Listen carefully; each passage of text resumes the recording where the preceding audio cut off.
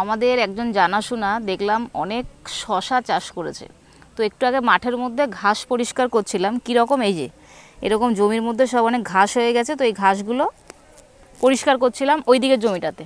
ওই যে তারপরে খিদে পেয়ে গেছে, তারপরে তার জমিতে গেলাম, জমিতে গিয়ে এই যে দেখো না শশা ছিঁড়ে নিয়ে এসেছি কতগুলো, দেখো একদম টাটকা পুরো ফ্রেশ শশা, দেখো এখনও কষ রয়েছে, একদম ফ্রেশ শশা নিয়ে এসেছি।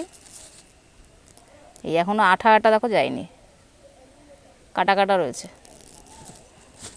তো ভাবছি এখন শশা খাই।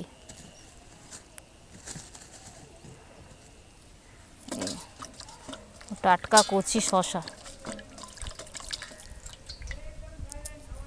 আর সাথে আবার লবণ আর লঙ্কার গুঁড়ো নিয়ে এসেছি।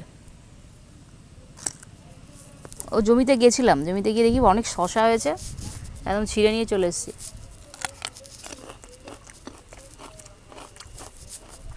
দারুণ দারুণ। আমাদের জমিতেও শশা লাগাবো।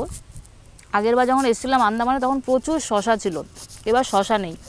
আমাদের জমিতে হয়নি, আমাদের একজন আত্মীয় তাদের জমিতে শশা করেছে, তাদের বাড়িতে গেছিলাম, তো শশাগুলো নিয়ে এসেছি, বলে শশা নিয়ে যাও।